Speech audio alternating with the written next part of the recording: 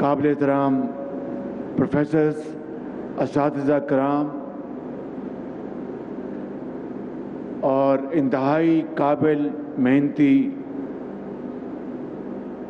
قوم کی بیٹیاں، طلباء، طالبات، آپ کے انتہائی قابل احترام والدین،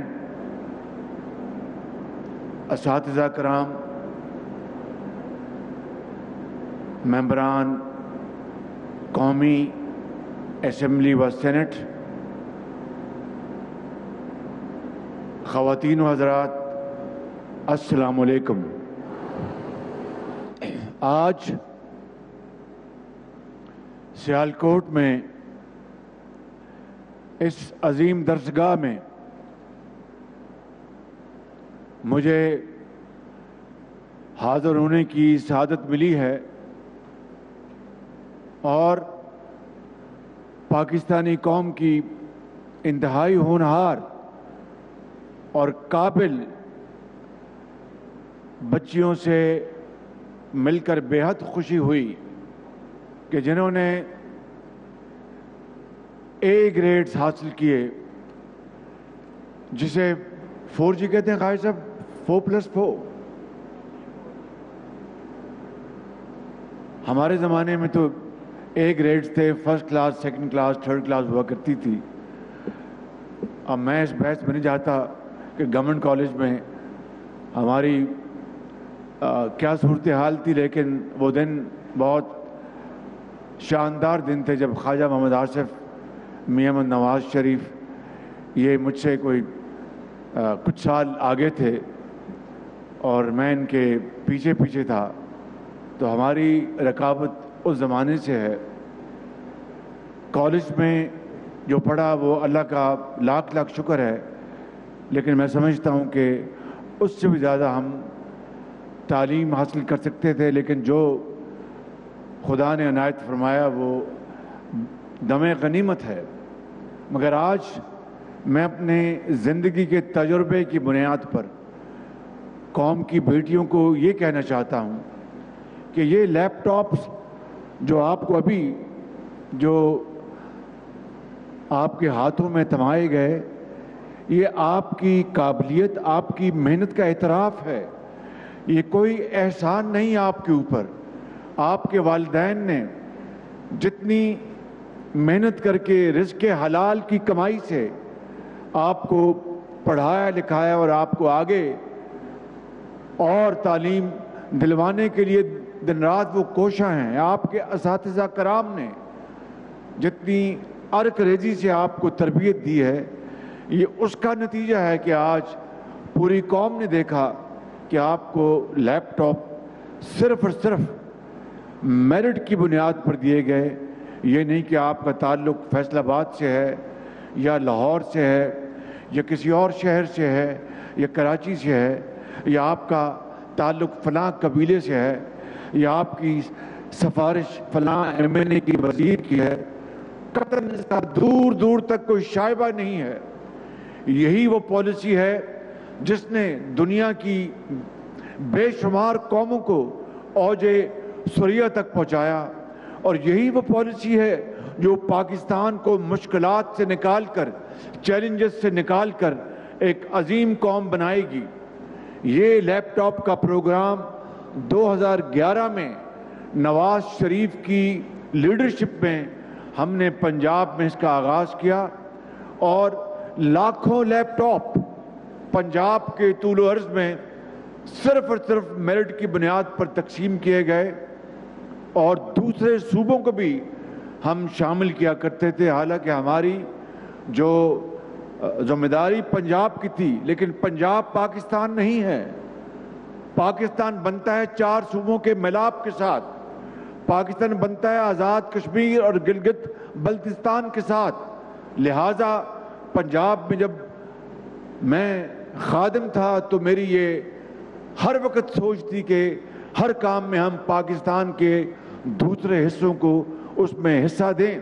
یہی پاکستان کی ترقی یہی پاکستان کی رفتار، یہی پاکستان کی خوشحالی کا راز اسی میں مضمر ہے۔ بزرگوں اور بھائیوں اور نوجوان ساتھیوں اور قوم کی بیٹیوں، میں آج آپ کو یہ کہنے آیا ہوں کہ یہ 1 لاکھ لیپ ٹاپ کا منصوبہ، اس کا تعلق 2000 یعنی جو فائنینشیل ایئر ہے 2022-2023 جس کا اختتام 30 جون کو ہو گیا، یہ لیپ ٹاپ 1 لاکھ لیپ ٹاپ کا تعلق اس سے ہے۔ اس سال 2023 اور 24 میں 1 لاکھ لیپ ٹاپ اور رکھوائے گئے ہیں۔ لہٰذا ابھی جو تقسیم جاری ہے یہ پچھلے سال کی ہے، 2022 اور 23 کی، جس کا اختتام 30 جون چند دن پہلے ہوا ہے۔ ہوا یہ جو وائس چانسلر فرما رہے تھے، بالکل ٹھیک فرما رہے تھے کہ انتہائی مالی مشکلات تھیں۔ ہماری پرائورٹی صرف 3 چیزوں کی تھی جو باہر سے ہم نے اشیاء یا سامان امپورٹ کرنا تھا۔ نمبر 1 خوراک کی اشیاء، نمبر 2 ادویات اور یہ جو میڈیکل ایکوپمنٹ، اور نمبر 3 ایکسپورٹس۔ بھائی صاحب یہی تھی 3 جی سوری، اور پیٹرولیم یعنی تیل، جو کہ اس کے بغیر گزارا نہیں ہے۔ میں آج اس کے اوپر بھی ذرا بات کرنا چاہوں گا۔ تو یہ 3-4 ہماری ٹاپ پرائورٹیز تھی۔ اس کے علاوہ ہمیں اتنے ہمارے چیلنجز تھے، مشکلات تھی کہ ہم انڈسٹری، چاہے وہ آٹوموبیل ہے، چاہے وہ گلاس فیکٹریز ہیں، چاہے وہ انجینئرنگ فیکٹری ہے، چاہے وہ کوئی اور فیکٹری ہے، اس کے لیے جو ان کی ضروری را مٹیریل، خام مال کی امپورٹس کا تعلق تھا، بہت ہمیں مشکلات تھیں۔ مگر میں جانتا تھا، مجھے اس کا علم ہے کہ بچوں کو ان کی اگر تعلیم کو ہم فروغ دینے کے لیے وسائل مہیا نہیں کریں گے، ان کے لیے مطلوبہ جو ماحول وہ پیدا نہیں کریں گے، پاکستان کبھی ترقی نہیں کر سکتا۔ یہ 45 ملین ڈالر جو کہ عام حالات میں کوئی بہت بڑی اماؤنٹ نہیں تھی، مجھے اس کے لیے بہت دقت پیش آئی اور میں وزیر خزانہ کو دوش نہیں دے سکتا تھا۔ ان کے لیے ہر وقت ہر لمحے کوئی نہ کوئی انڈسٹری، زراعت کی طرف سے ڈیمانڈ تھی کہ اگر یہ نہ ملی امپورٹ کی اجازت تو دم توڑ جائے گی، صنعتوں کی چمنیوں سے دھواں نکلنا بند ہو جائے گا، وغیرہ وغیرہ۔ میں بہت شکر گزار ہوں وزیر خزانہ کا کہ بالآخر انہوں نے 45 ملین ڈالر مہیا کیے اور یہ 1 لاکھ لیپ ٹاپ ہم نے باہر سے امپورٹ کر کے آج آپ کے حوالے کیے۔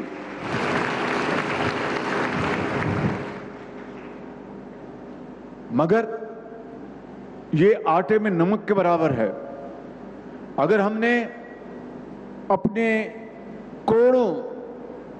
طلبہ طالبات کو ہم نے تعلیم کے زیور سے آراستہ پیراستہ کرنا ہے تو لیپ ٹاپس، ای روزگار، لیبارٹریز، ریسرچ سینٹرز اور وظائف، جو کہ پنجاب ایجوکیشن انڈومنٹ فنڈ تھا جس کے لیے میں نے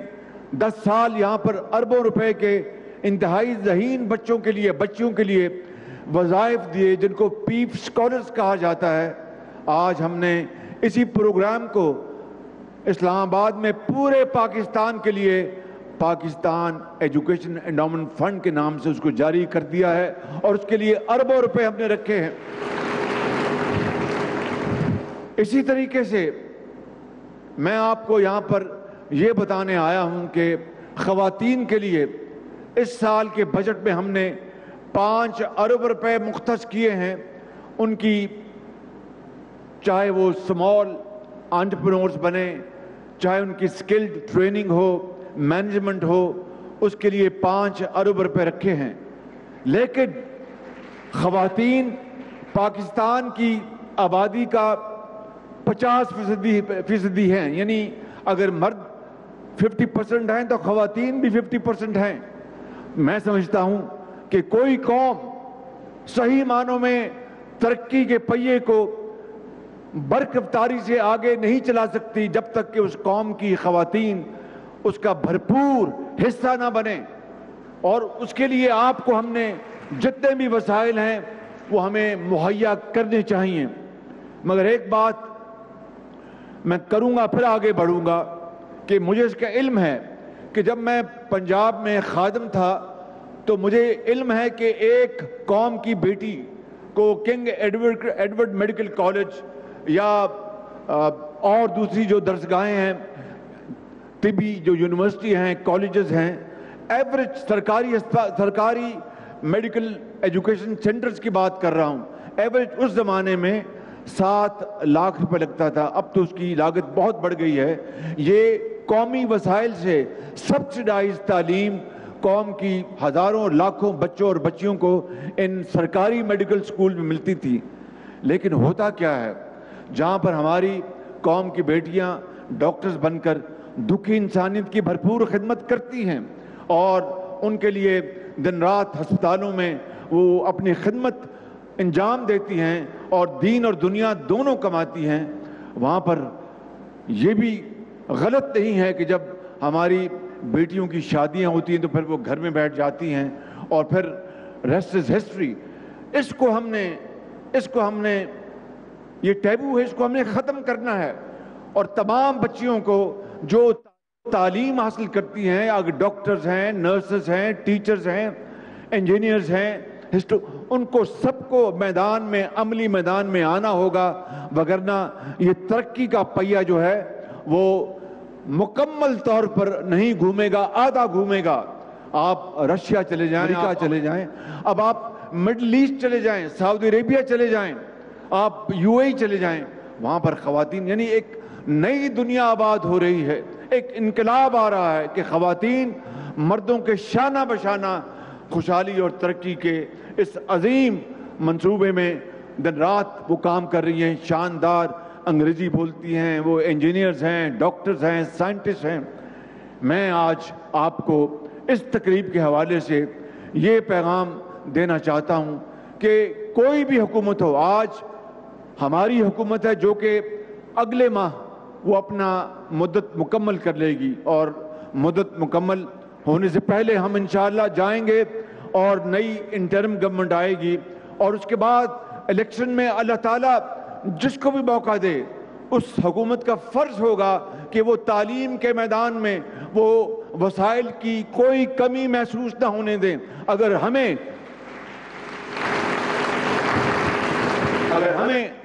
رب تعالیٰ نے موقع دیا نواز شریف کی لیڈرشپ میں، یہ اللہ تعالیٰ کو علم ہے، لیکن اگر ہمیں موقع دیا تو میں آج زندگی رہی تو آپ سے اور آپ کے توسط سے، ان کیمراز کے توسط سے، پوری قوم سے وعدہ کرتا ہوں کہ نواز شریف کی لیڈرشپ میں تعلیم کے میدان میں ہم اس انقلاب کو جو 2011 میں شروع کیا تھا اس کو پایا تکمیل تک پہنچائیں گے، اور ہر بچی اور بچے کو لیپ ٹاپس کے جھولی میں دیں گے انشاءاللہ۔ اس کے بغیر قومیں ترقی نہیں کر سکتی۔ آج یورپ اور اسلامک ورلڈ میں جب کوئی کمپیریزن ہوتا ہے تو یورپ کی درسگاہیں، Cambridge University, Oxford University, London School of Economics and so on so forth, امریکہ کے لے لیں، جرمنی میں ہائیڈلبرگ یونیورسٹی اور بے شمار یونیورسٹیاں، ہمارے ہاں بھی خدا تعالیٰ کے فضل و کرم سے بڑی مشہور اور نامور یونیورسٹیاں ہیں، لیکن کمپیریزن کیا ہوتا ہے کہ آکسفورڈ یونیورسٹی 1000 سال پرانی، اور وہ جہانگیر کا مقبرہ، وہ تاج محل، یہ ہے وہ فرق، یہ ہے وہ تفاوت جس نے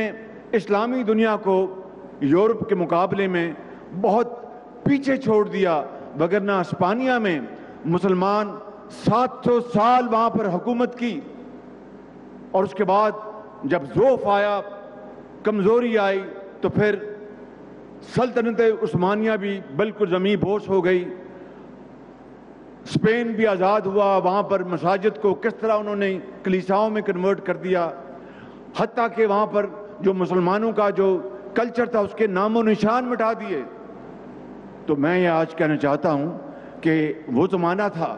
جب مسلمان دنیا پر حاوی تھا اپنے علم کی بدولت، مگر آج ہم دیکھتے ہیں کہ ہم ہر کام کے لیے مغرب کا رخ کرتے ہیں مجبوراً۔ میں آج یہی میرا پیغام آپ قوم کی بیٹیوں کے لیے، اساتذہ کرام کے لیے، وائس چانسلرز اور تمام یہاں پر بیٹھے پولیٹیشین کے لیے، کہ تعلیم ہی اسی میں ہماری ترقی کا راز مضمر ہے۔ میں سمجھتا ہوں کہ اس کے بغیر ہمارا گزارا نہیں۔ ابھی ہم نے IMF کا معاہدہ کیا ہے، میں لاہور میں بتا کے آیا، آپ سے بھی یہ بات شیئر کر لیتا ہوں۔ آج آپ نے اخبارات میں پڑھا ہوگا کہ تیل اور پیٹرول کی قیمتیں کم ہو گئی ہیں۔ یہ دنیا میں تیل کی قیمتیں کم ہونے سے کمی نہیں آئی، یہ IMF کا جو معاہدہ ہوا ہے اس کے نتیجے میں روپیہ مستحکم ہوا ہے، ڈالر وہ سستا ہوا اور روپیہ مستحکم ہوا، یعنی روپے کی جو قدر ہے اس میں اضافہ ہوا، لہٰذا وہ جو گیپ ہے وہ ریلیف ہم نے عام آدمی کو دیا کل رات۔ تو جب معیشت مضبوط ہوگی تو پھر قرضے نہیں لینے پڑیں گے، اس کے لیے زراعت ہے، اس کے لیے IT ہے، اس کے لیے ٹیکسٹائل ہے، اور یہ سارے میدان، یعنی آسمان از دی لمٹ۔ شرط یہ ہے کہ ہم محنت کریں، محنت کریں اور محنت کریں۔ میں آخر میں اقبال کے اس شہر میں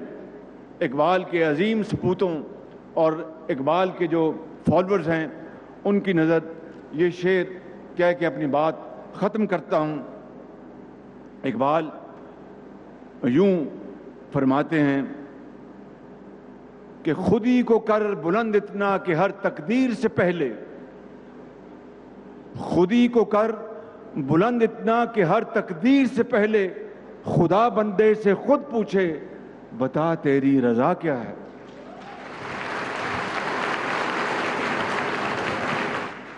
مگر آپ سے بہتر یہ کوئی نہیں جانتا کہ یہ خودی تبھی پیدا ہوتی ہے جب اپنے آپ کو مٹی سے ملایا جاتا ہے، دن رات محنت کی جاتی ہے، قربانی دی جاتی ہے، اظہار کا جذبہ۔ یہ خودی وہ گردن کی وہ خودی نہیں ہے کہ گردن میں سریا وہ خودی ہے، خودی وہ ہے انکساری، شبانہ روز محنت اور آگے بڑھنا۔ پھر اللہ تعالیٰ کبھی آپ کی محنت رائیگاں نہیں جانے دے گا۔ اس لیے میں سمجھتا ہوں کہ اقبال کے اس شہر میں آپ جیسے عظیم اقبال کے جو فالورز ہیں ان کی خدمت میں صرف میں یاد دہانی کے طور پر کہنا چاہتا ہوں۔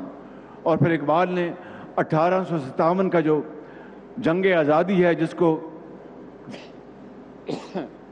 انگریز کہتا تھا کہ یہ میوٹنی ہے، ہم اس کو جنگ آزادی کہتے ہیں، اقبال نے اسی کو سامنے رکھ کر کہا تھا کہ تمنا آبرو کی ہے اگر گلزار ہستی میں، تو کانٹوں میں الجھ کر زندگی کرنے کی خو کر لے، اور نہیں یہ شان خودداری